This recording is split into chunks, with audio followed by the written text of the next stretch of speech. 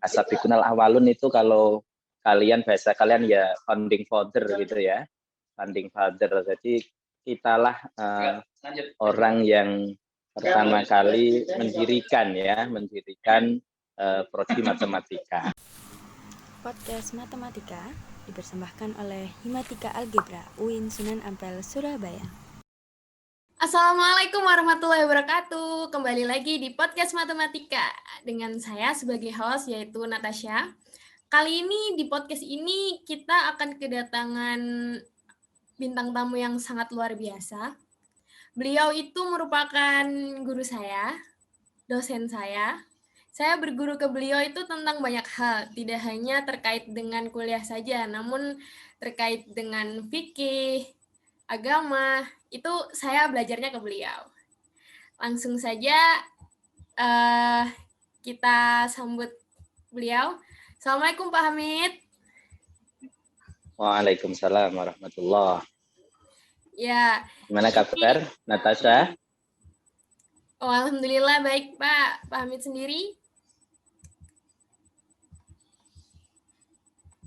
Pak Hamid sehatkah? Alhamdulillah sehat ini. Natasha gimana? Sehat? Alhamdulillah saya sehat Pak. Pak Hamid lagi di mana Pak? Ini lagi di kafe ini. Oh. Di Sukodono, daerah Sukodono.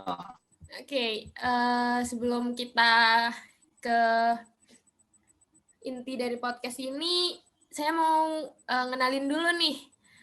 Pak Hamid ini lahir di Pati, tanggal 28 Agustus 1985. Kalian tahu nggak sih, beliau ini tuh sudah lulus S3 alias sudah menjadi doktor, dan beliau ini selalu lulus dengan memegang predikat cum laude. Keren sekali bukan? Dan beliau ini selain mengajar di Prodi Matematika UINSA, beliau ini juga aktif di organisasi, dan beliau ini juga banyak menghasilkan karya tulis dan buku. Dan buku terbaru beliau yang baru saja terbit itu ada Literasi Digital Santri Milenial, dan sekarang itu lagi booming-boomingnya dan sedang masa lagi lagi dijual di Gramedia, dijual di pasaran gitu. Dan bukunya itu ada tanda tangannya beliau, seperti itu. Jadi kalau kalian mau beli, bisa di Gramedia ada sepertinya. Gak apa-apa Pak, sekalian promosi aja. Oke. Iya, makasih. Iya Pak. Ngomong-ngomong nih Pak, kan Bapak ini salah satu dosen di Prodi Matematika di UIN Sunan Ampel. Nah, di prodi kita itu Pak, selain yang dipelajari itu mengenai matematika murni, itu keunggulan apa lagi sih Pak yang akan didapat ketika kita kuliah di matematika UINSA? Yang membedakan kita dengan matematika di luar sana itu seperti apa Pak? Terima kasih Natasha yang baik hati dan tidak sombong ya. Terima kasih sudah mengundang Pak Hamid pada kesempatan malam hari ini. Pertanyaannya bagus sekali ya. Jadi apa sih yang membedakan matematika di UIN Sunan Ampel dengan di tempat-tempat yang lainnya? Yang pertama, teman-teman perlu ketahui ya bahwa metamorfosa IAIN menuju UIN Sunan Ampel itu terjadi tahun 2013 ya. Kemudian Pak Hamid sama teman-teman seperti Pak Hamid, Pak Hanif, Budian, Gus Soleh itu adalah As-Sabiqunal Awwalun ya di Prodi Matematika Fakultas Sains dan Teknologi. As-Sabiqunal Awwalun itu kalau kalian bahasa kalian ya founding father gitu ya, founding father. Jadi kitalah orang yang pertama kali mendirikan prodi matematika. Kemudian amanah dari Presiden boleh mendirikan UIN boleh perubahan IAIN menjadi UIN, amanah presiden itu ada satu kata. Harus ada yang namanya integrasi. Pelan-pelan. Harus ada yang namanya integrasi ya. Nah, integrasi ini yang membedakan antara matematika yang ada di IPS, matematika yang ada di Erlangga, matematika yang ada di UNESA, dengan matematika yang ada di UINSA. Nah, bedanya apa? Nah, inilah kata kuncinya, integrasi. Oke. Oh, baik, Pak. Kemudian terkadang tuh ketika kita membahas mengenai integrasi tuh muncul satu kata, Pak. Selain integrasi itu ada integritas. Nah, integritas dengan integrasi itu apakah sama, Pak? Beda dong, integrasi dengan integritas itu beda. Kalau integritas itu sebuah nilai-nilai ya, value yang setiap orang harus punya ya. Kamu pinter sesundul langit kalau tidak punya integritas ya sama juga bohong ya. Integritas itu kalau dalam bahasa pesantren itu apa ya? Seperti orang yang bisa dipercaya ya. Sidik, amanah, tabligh, fatonah ya. Jadi orang yang bisa memegang amanah itu bagian dari integritas. Kalau mahasiswa matematika kalau punya jiwa integritas itu insya Allah dapat cepat dapat mertua. Insya Allah akan diburu mertua kalau ada mahasiswa yang punya jiwa integritas. Ya, contoh integritas itu hal-hal mental ya. Integritas itu berkaitan dengan mental. Contoh, Natasha tengah malam berada di Surabaya, ya jalan-jalan pakai motor pada waktu itu. Jam 1 malam seumpama. Nah, pada waktu itu ada lampu merah. Lampu merah. Nah, kira-kira Natasha itu karena tengah malam itu tidak usah memperdulikan lampu merah, atau Natasha tetap berhenti mengikuti lampu merah. Nah, itu contoh integritas. Kalau Natasha punya jiwa integritas yang kuat, ya Natasha walaupun jam 1 malam, kalau lampu merah ya tetap berhenti. Tidak peduli di sana tidak ada polisi, tidak peduli di sana tidak ada orang, tidak peduli Natasha dilihat siapapun, karena Natasha sudah punya jiwa integritas, jadi tanpa dilihat siapapun ya Natasha tetap berhenti mengikuti peraturan-peraturan yang sudah ada. Itu contoh jiwa integritas, sebuah nilai karakter gitu. Oke, kalau integritas itu kan nilai yang ada di dalam diri seseorang ya, Pak. Tapi kalau integrasi itu seperti apa sih, Pak?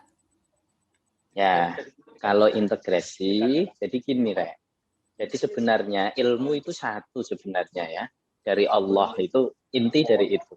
Cuman ketika masa-masa abad-abad 19 ya, setelah kejayaan Islam ya, Islam dulu mencapai pusat kejayaan sekitar abad 15 sampai abad 17. Itu ilmu masih satu.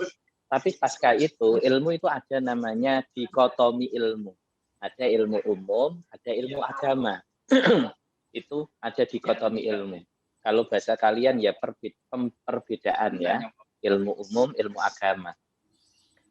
Orang tetangganya Natasha kan nggak peduli Natasha kuliah di UIN itu jurusan matematika.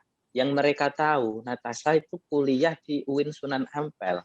Ya dikirain kalau sudah kuliah di UIN Sunan Ampel nanti Natasha ya kapan-kapan disuruh ngimami tahlil ya, kapan-kapan disuruh mimpin doa, kapan-kapan disuruh apalagi kalau calon mertuamu kiai seumpama kan, Natasha suruh mimpin tahlilan atau berjanjian gitu ya. Nah, mereka orang-orang di luar sana itu tidak peduli Natasha di UINSA itu jurusan matematika. Mereka nggak peduli. Mereka hanya tahu kalau IAIN itu pinter agama. Makanya integrasi ini menjadi penting. Ya, sebenarnya saya sangat setuju sih dengan Pak Amit karena memang doktrin di luar sana itu menganggap semua yang kuliah di IAIN ataupun UIN itu pasti pintar agama, entah jurusannya apapun itu, pasti orang di luar sana tuh langsung mikirnya seperti, oh dia kuliah di UIN, berarti dia agamanya kuat sekali gitu kan, ilmu agamanya tuh kental sekali. Tapi ya kembali lagi ke diri masing-masing sih kalau masalah itu. Terus nih Pak, kan ada integrasi nih yang membedakan kita dengan mahasiswa-mahasiswi di luar sana. Nah, kalau di UIN sendiri itu penerapan integrasinya tuh seperti apa sih, Pak? Khususnya di prodi kita nih, di prodi matematika sendiri tuh penerapan integrasinya itu seperti apa? Terima kasih. Jadi penerapan integrasi di prodi matematika itu ada 3, ya. Yang satu di bidang pendidikan, yang dua di bidang penelitian, yang ketiga di bidang pengabdian masyarakat. Di bidang pendidikan, teman-teman kalau tahu, dosen-dosen kita ketika membuat yang namanya RPP atau silabus itu harus mempunyai namanya integrasi. Baik ketika membuka dengan doa maupun memasukkan nilai-nilai integrasi di dalam mata kuliah. Bahkan kalau perlu mengambil beberapa ayat untuk memantapkan sebuah tema ya dalam memantapkan tema dalam ngajar. Itu salah satu contoh integrasi dalam pendidikan yang berhubungan dengan kegiatan belajar mengajar. Selanjutnya ketika kalian skripsi ya kan, sekarang untuk tradisi matematika pertama kali di Saintek itu matematika, yang lain belum, baru matematika. Itu wajib hukumnya harus ada namanya integrasi. Pak Hamid bersama Kiai Lutfi sudah membuat semacam panduan ya atau SOP terkait dengan integrasi. Yang pertama ada 2 jenis. Sorry ya. Yang pertama itu integrasi full integrasi. Yang kedua sebagian integrasi. Kalau full integrasi nanti kalau suatu saat mungkin adik-adik kalian yang berani mengambil skripsi yang berjudul tentang berhubungan seperti ilmu falak itu nanti akan full integrasi. Ya, kalau yang integrasi sebagian itu ya kayak kalian ini mengambil skripsi yang matematika murni. Tapi di sana nanti ada pembimbing kedua yang akan mendampingi keilmuan Anda yang matematika murni itu dimasukkan ada nilai-nilai integrasinya. Biasanya Kiai Lutfi dan Pak Hamid berada di sana. Oke. Terus ketika kita sudah mengenal integrasi, menerapkan integrasi, itu dampak ke diri kita itu apa sih, Pak? Poin plusnya itu apa? Poin plusnya itu nanti kalau Anda sudah lulus ya, jadi user itu istilah dalam perusahaan itu pengguna ya. Sama Natasha sudah lulus ya. Jadi saya seorang bos di salah satu perusahaan ya, umpama perusahaan baik nasional maupun internasional. Nah, saya nanti kan merekrut pegawai. Pegawai saya banyak. Salah satunya ada Natasha yang alumni UIN Sunan Ampel Surabaya, seumpama. Nanti saya bisa melihat bagaimana attitude, bagaimana semangat, bagaimana kelakuan itu bisa saya lihat antara yang alumni UIN Sunan Ampel dengan alumni kampus lain, terutama kampus-kampus yang umum ya. Nah, di sana biasanya beda. Kalau yang alumni UIN Sunan Ampel minimal ya kalau di perusahaan ya bisa ngimami lah ya, bisa ngimami sholat 4 waktu. Makanya kalian ketika di matematika harus menghafalkan ke Pak Hamid setoran, itu minimal pencitraan untuk calon mertua kan, meyakinkan gitu, surat-surat pendek kan gitu. Nah, itu beda secara, terus kemudian saya yakin kalau memang diterapkan nilai-nilai integrasi itu, minimal Anda tahu, apalagi Anda sudah belajar kayak ilmu falak ya, bagaimana Anda menghargai waktu, sholat bisa lebih tepat waktu, terus Anda tahu ternyata alam ini sangat tidak sederhana ya, fenomena-fenomena alam ini, bagaimana kita menentukan arah kiblat, gimana tentang fenomena gerhana, kalender, dan seterusnya. Jadi itu menjadi nilai plus ya untuk mahasiswa matematika UIN Surabaya. Tapi kan Pak, ketika misal nih ada seorang siswa lulusan SMA, dia itu ingin masuk UIN, tapi dia tidak ingin masuk jurusan yang Islam gitu Pak. Jadi ya milihnya yang kayak saintek gitu. itu kan mungkin mereka memang berpikirnya di Saintek tidak mungkin ada yang berhubungan dengan ya mata kuliah yang Islam gitu Pak, seperti kan kita ada studi Al-Quran, studi hadis gitu. Nah, biar apa ya Pak, merubah pola pikir mereka itu seperti apa sih Pak? Bahwa sebenarnya UIN walaupun matematika pun itu kita masih ada integrasinya gitu. Jadi kalau ada orang kalau mau kuliah di UIN ambil jurusan umum untuk menghindari agama ya tidak bisa. Mau di kuliah jurusan apa kalau di UIN pasti ketemu agama. Karena kampusnya aja sudah Islam ya, Universitas Islam ya. Jadi bagaimanapun pasti ketemu dengan yang namanya agama. Untuk yang semester awal agama had, kemudian ada ngaji. Pokoknya nggak bisa lepas lah dari agama. Hatta jurusan-jurusan umum seperti matematika. Sehingga kalau memang kuliah di UIN kok menghindari agama ya salah, ya pasti akan ketemu agama. Justru agama ini lagi dicari. Bahkan B.J. Habibie ya, mantan presiden Indonesia pernah mengatakan, seumpama saya bisa memutar waktu ya, mengembalikan waktu, saya tidak akan mengambil jurusan teknologi ya, saya akan mengambil jurusan agama. Itu kata B.J. Habibie. Kalau Anda sudah di Matematika Winsa dan sudah ketemu sama guru-guru yang top, ya Lutfi ya, kealimannya tidak dipertanyakan lagi, ada Pak Soleh, Pak Hanif ya, itu ya anak-anak pondok semua. Jadi Pak Zuhri apalagi, Pak Zuhri itu malah alumni Pondok Pesantren Nurul Jadid itu Pak Zuhri itu. Nah, jadi jangan khawatir, kamu sudah berada di the right man in the right place ya. Kamu orang yang tepat di tempat yang tepat. Oke Pak, ini terakhir deh Pak. Bagaimana sih cara yang efektif untuk menjadikan mahasiswa Winsa, khususnya prodi kita sendiri nih Pak, prodi matematika, itu mereka punya wawasan integrasi keislaman gitu Pak. Jadi cara efektifnya itu seperti apa? Cara efektifnya mahasiswa biar bisa meresapi nilai-nilai integrasi, yang pertama itu niat ya. Jadi Pak Hamid sering terus mengingatkan, ayo perbaiki niat kita. Yang dulu awalnya niat masuk UIN ingin mencari jodoh, mungkin kalau masuk UIN ingin niatnya ingin mencari pekerjaan, masuk UIN niatnya ingin yang berbau-bau dunia, ayo direniatisasi ya, diniat ulang kembali ya. Di apa ya, kalau dalam istilah komputer itu diinstal lagi, reinstal lagi niatnya ya. Ayo niatkan yang pertama lillahi ta'ala ya. Belajar mencari ilmu, menghilangkan kebodohan ya. Kenapa? Karena Allah sudah berjanji ya, berfirman dalam surat Al-Mujadalah ayat 11 ya. Orang akan dinaikkan derajatnya itu ada dua syarat. Alladzina amanu walladzina utul ilma darajat. Yarfa'illahu alladzina amanu walladzina utul ilma darajat ya.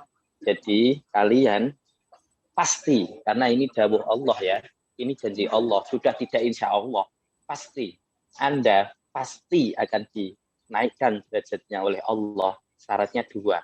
Yang pertama, Anda beriman. Anda beriman apa enggak? Beriman kan? Sudah beriman kan? Nah, yang kedua ya, alladzina utul ilma ya. Alladzina utul ilma, yang mencari ilmu. Makanya niatkan Anda mencari ilmu ya. Insya Allah Anda akan mendapat derajat yang mulia. Contoh, seorang dokter yang mengeluarkan batu dalam perut itu gajiannya lebih banyak daripada tukang batu yang mendapatkan batu bahkan beberapa truk-truk gitu. Tapi kan lebih banyak ininya cuan, kalau bahasa kalian cuannya dokter yang mengeluarkan batu dari dalam perut kan ya, itu karena berilmu, dokter punya ilmu.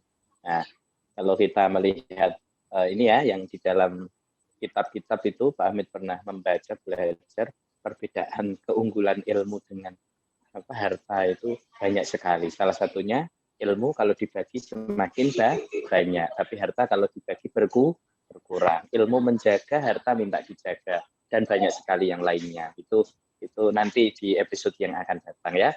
Intinya Anda sudah tepat berada di Prodi Matematika, Fakultas Saintek UIN Sunan Ampel Surabaya, dan Anda perlu ketahui bahwa matematika itu biasanya selalu menjadi yang terbaik ya. Kalau lulusan biasanya selalu menjadi the best. Anda sudah punya dosen-dosen yang bagus. Kalau Anda mau ngecek, Scopus di UINSA itu yang merajai dosen-dosen Anda dari matematika.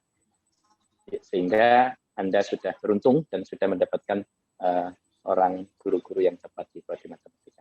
Itu ya. Oke, Pak Hamid. Terima kasih. Saya sampaikan untuk Pak Hamid selaku bintang tamu pada podcast kali ini.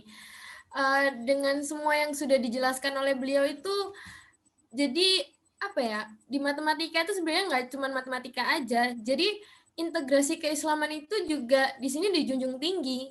Jadi walaupun kita tidak termasuk ke dalam jurusan yang Islami, tapi integrasi keislaman itu di kita itu masih sangat dijunjung tinggi gitu. Sampai-sampai mata kuliah pun ada mata kuliah wajib yang sebenarnya itu masih UIN. Jadi masih membuat kita sebagai mahasiswa UIN. Seperti kemarin itu semester 1 kita ada pengantar studi Islam, terus kita ada ilmu falak, studi hadis. Itu kan masih Islam gitu. Jadi kalau kalian berpikir bahwa matematika di UIN itu tidak akan ada ilmu Islamnya, itu kalian salah besar. Karena walaupun kita matematika, namun kita juga menjunjung tinggi integrasi keislaman seperti itu. Jadi ayolah kuliah di sini aja. Dan kalau misalnya kalian kalian kadang kan suka berpikir bahwa matematika tuh pasti berhitung, pasti pusing gitu kan. Menurutku itu enggak, sama sekali enggak, karena di sini tuh enggak cuman ada matematika aja. Maksud aku tuh ya emang matematika, cuman di sini tuh juga ada komputasi, ada statistik, ada pemodelan. Jadi tidak selalu matematika. Bahkan di sini ada mata kuliah pemrograman. Kalian bisa jadi programmer dari sini gitu. Jadi nggak melulu mengenai angka gitu. Kalian juga bisa berinteraksi dengan komputer, berbicara bahasa komputer, itu kalian bisa di sini. Dan dosen-dosennya pun menurutku sih baik, dan mereka tuh perhatian sekali gitu, bukan yang biasanya kan kalau kuliah tuh kita kayak kita dikasih materi, terus yaudah dipelajarin, kasih tugas, besok kumpulkan gitu kan. Kalau di sini tuh benar-benar kayak disayang sekali gitu, kita kayak gimana ada kesusahan, ada gini, itu benar-benar kita tuh disayang gitu, dirangkul di sini. Jadi ayolah lanjutkan sekolah kalian di sini. Semua itu jangan terlalu jangan terlalu di negative thinking kan dengan matematika enggak deh, sulit gitu kan. Jangan gitu. Semua itu nggak akan tahu kalau belum kita coba. Dan apalagi di UIN tuh banyak lebihnya. Kalau udah kuliah matematika di UIN lagi, itu kayak plusnya tuh banyak sekali. Dan dari semua ini, kalau menurut aku, dari yang sudah dijelaskan oleh Pak Amit, orang yang berintegritas itu belum tentu berintegrasi. Oke. Dan kalian kalau kuliah di Matematika UINSA, itu kalian ditangani oleh the right man, atau orang-orang yang tepat, in the right hand gitu kan. Jadi ayo kuliah di sini aja. Seru kok di sini. Oke, Pak Hamid, saya ucapkan terima kasih banyak sudah meluangkan waktunya. Mungkin Pak Hamid ada closing statement gitu, Pak, untuk penonton kita. Untuk anak-anakku yang sangat saya cintai dan yang mencintai saya, ya. Waduh. Pada kesempatan malam hari ini, terima kasih ya sudah bergabung di podcast kita. Yang pertama, niat tadi ya, niat harus yang baik. Kemudian yang kedua, tekad ya. Setelah punya niat yang baik, Anda semua harus punya tekad yang bulat ya, tekad bulat. Yang ketiga, Anda yang selain punya tekad kalian juga harus nekat ya. Kalau hanya tekad saja nggak punya nekat ya, Anda akan menjadi orang seperti tetangga-tetangga Anda. Kalau Anda ingin menjadi lebih, ya Anda harus bekerja lebih banyak, Anda harus membaca lebih banyak, dan pokoknya lebih daripada yang lainnya. Yang terakhir, tirakat. Jadi Anda harus berani tirakat. Tirakat itu boleh berpuasa, boleh beramal baik, boleh sholat malam, qiyamul lail, atau apapun perbuatan baik.